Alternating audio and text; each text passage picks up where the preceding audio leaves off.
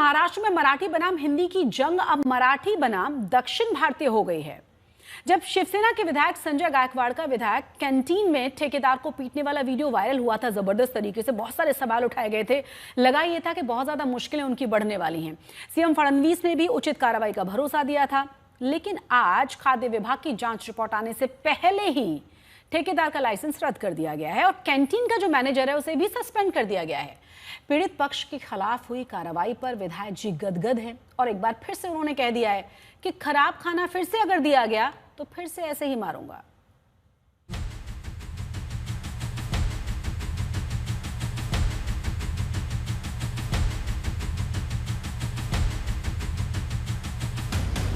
मुक्केबाज माननीय बचे, पीड़ित ठेकेदार नपे।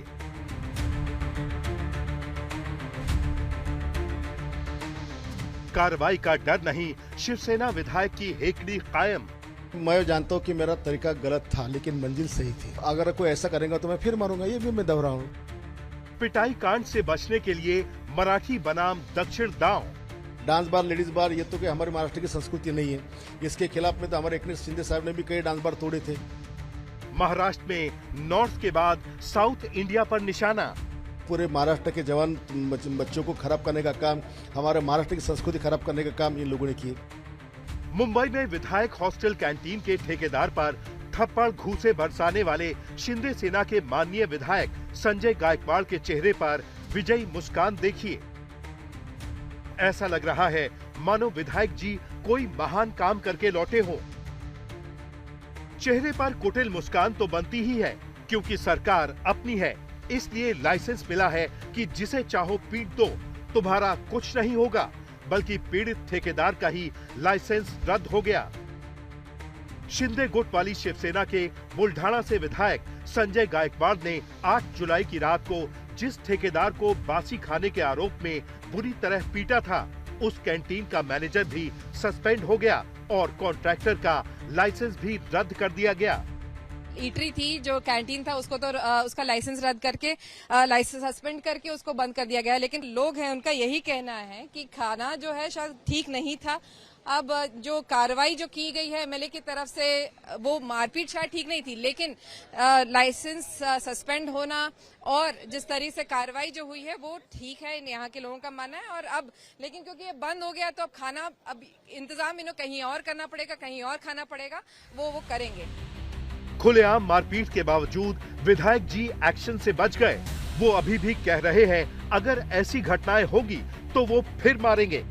मैं जानता हूँ कि मेरा तरीका गलत था, लेकिन मंजिल सही थी।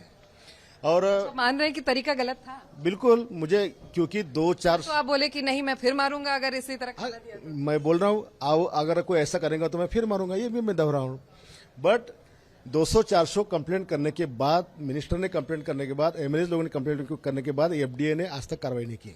फिर कल क्यों अचानक इतनी पटापट कार्रवाई उन लोगों ने कर दी? सरकार भी तो आप ही की है, तो आप ही बताइए, आप ही की इतने दिनों से कंप्लेंट कर रहे थे लेकिन हो नहीं रहा था। वही बता रहा हूं ना मैं कि जो हमारे यहाँ सरकार, देखो सरकार काम करती है, लेकिन प्रशासन भी तो हमारे बीच में है ना, सब कुछ लेन देन करने वाला, उसकी वजह से तो कार्रवाई होती नहीं है। इसलिए कार्रवाई होने के लिए बहुत विलंब लगा। 9 जुलाई को विधान परिषद में शिवसेना यूबीटी ने इस मुद्दे को उठाते हुए आरोपी विधायक को निलंबित करने की मांग की थी, जिसके बाद मुख्यमंत्री फडणवीस ने भी इसकी निंदा करते हुए कार्रवाई का भरोसा दिया था।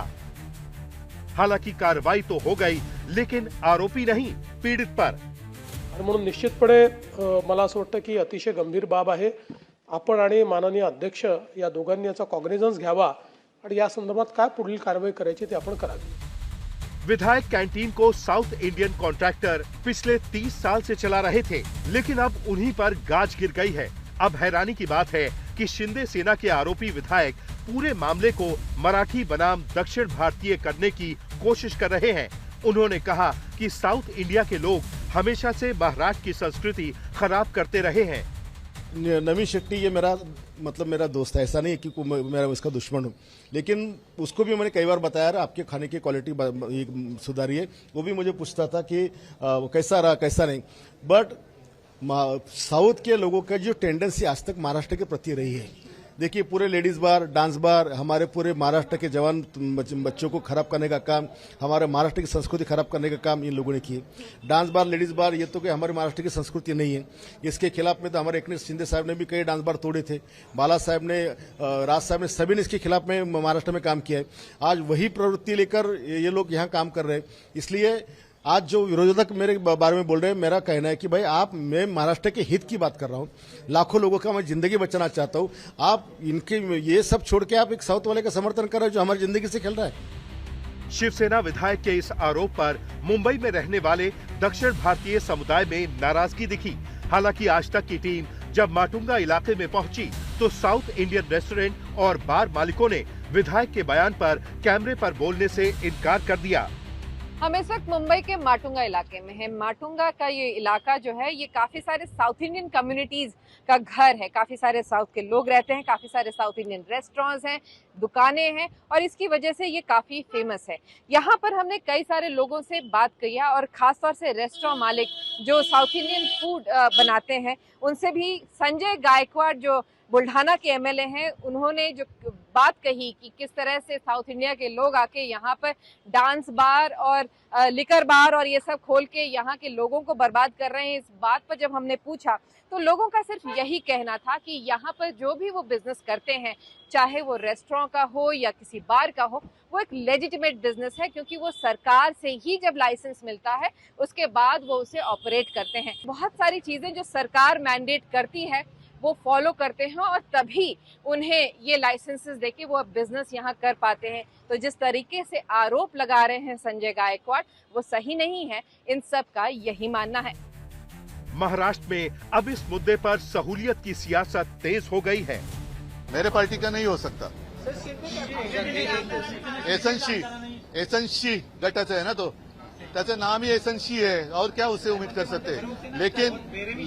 लेकिन ये भी मुझे लगता है कि कुछ ना कुछ चल रहा है। मुख्यमंत्री जी को बदनाम करने का कुछ तो साजिश चल रही है। तो मुख्यमंत्री उन्होंने उनकी एंटेना जो है वो ऑन रखनी चाहिए। तो मैं समझता हूं कि विधायकों के इसकी रक्षा करना ये माननीय अध्यक्ष जी ने ध्यान देना चाहिए। कैंटीन अच्छे हो, वहाँ की व्यवस्थाएं अच्छी हो। और इस प्रकार से कुछ प्रवृत्तियां भाजपा और शिंदे सेना ने पाल के रखी है, ऐसा इतना ही मैं बोलूँगा। ये काफ़ी दुर्भाग्यपूर्ण है। इससे आप क्या संदेश दे रहे हो और इसका अंतिम नतीजा क्या है?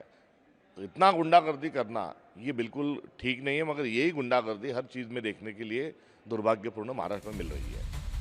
सबसे पहले नई शिक्षा नीति के तहत 3 भाषा फॉर्मूले में हिंदी की अनिवार्यता के फैसले पर हंगामा हुआ।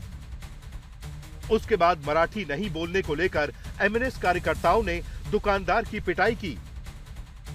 फिर बीजेपी सांसद निशिकांत दुबे के महाराष्ट्र के आर्थिक योगदान और राज ठाकरे पर दिए बयान पर सियासी संग्राम हुआ। और अब शिवसेना विधायक ने पिटाई कांड में दक्षिण भारत वाला एंगल जोड़कर सूबे का सियासी पारा चढ़ा दिया है। मुंबई से विद्या के साथ आज तक ब्यूरो। तो महाराष्ट्र में भाषा विवाद की राजनीति में अब बीजेपी मुस्लिम सेल की भी एंट्री हो चुकी है। बीजेपी मुस्लिम सेल ने एक कार्यक्रम का आयोजन किया था जिसमें तय किया गया कि जो गैर मराठी है उनको मराठी का महत्व बताया जाएगा और मराठी सिखाई भी जाएगी। मुस्लिम सेल मुंबई अध्यक्ष वसीम खान ने कहा है कि हिंदी हमारी माँ है तो मराठी हमारी मौसी है। महाराष्ट्र में फिलहाल राजनीति जो है भाषा के इर्द गिर्द घूम रही है। अब इसी भाषा को लेकर बीजेपी मैदान में उतरी है। महाराष्ट्र नवनिर्माण सेना की तरफ से जिनको मराठी नहीं बोलने आती उनको मारा पीटा जा रहा है, तो वहीं दूसरी तरफ आज बीजेपी सड़कों पर उतरी है लोगों को मराठी का महत्व बताने के लिए, मराठी सिखाने के लिए, ताकि आने वाले दिनों में इस तरीके की गुंडागर्दी जो है उस पर अंकुश लगाई जा सके।